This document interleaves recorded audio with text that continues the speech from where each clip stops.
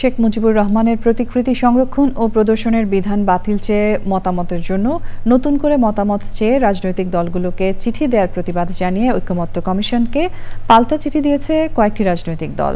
তারা বলছে, দীর্ঘ আলোচনা শেষে আবারও নতুন ইস্যু তুলে কমিশন অঙ্গীকার ভঙ্গ করেছে, যা দুরভিসন্ধিমূলক। জান্নাতুল বাকিয়া কেকা রিপোর্ট। জাতীয় ঐকমত্য কমিশনের সাথে রাজনৈতিক দলগুলোর সর্বশেষ বৈঠক হয় গত ৮ অক্টোবর। এর আগে গত ১৭ সেপ্টেম্বর কমিশন জানিয়েছিল নতুন করে আর কোনো ইস্যুতে আলোচনা করবে না তারা। ১৫ অক্টোবর জুলাই সনদে সই করার দিনক্ষণও নির্ধারণ করে কমিশন।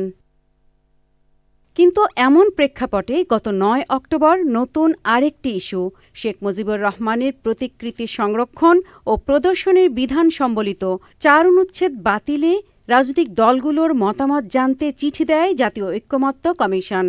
এর প্রতিবাদে বাংলাদেশ জাসদ সহ কয়েকটি দল কমিশনকে পাল্টা চিঠি দিয়েছে। আজ আমরা অবাক হয়ে লক্ষ্য করলাম ৯ অক্টোবর তারা একটা চিঠি পাঠিয়েছে যে তারা জাতির পিতা বঙ্গবন্ধুর প্রতিকৃতি সম্বলিত সব জায়গা থেকে অপসারণ করবার জন্য যে তারা এই বিষয়টি আলোচনা করতে চাচ্ছে।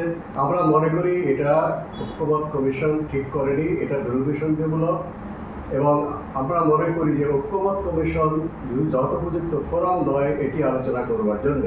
নতুন ইস্যুতে মতামত চেয়ে কমিশনকেই বিতর্কের মুখে ফেলেছে বলছে দলগুলো। উচ্চ আদালতে এই বিষয়ে একটা মামলা হয়েছিল পঞ্চদশ সংশোধনী বাতিল করার জন্য। সেখানে কিন্তু মাননীয় বিচারপতিগণ বলেছেন এই সমস্ত রাজনৈতিক বিষয় আগামী সংসদে আলোচিত হবে, এবং জাতীয় ঐকমত্য কমিশনের এই প্রশ্ন উত্থাপন করেনি সঙ্গত কারণে।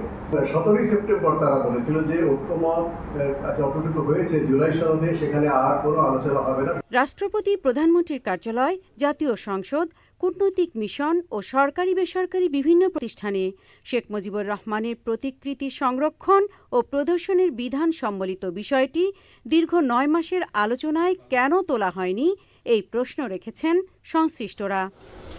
জান্নাতুল বাকিয়া কেকা, চ্যানেল আই, ঢাকা।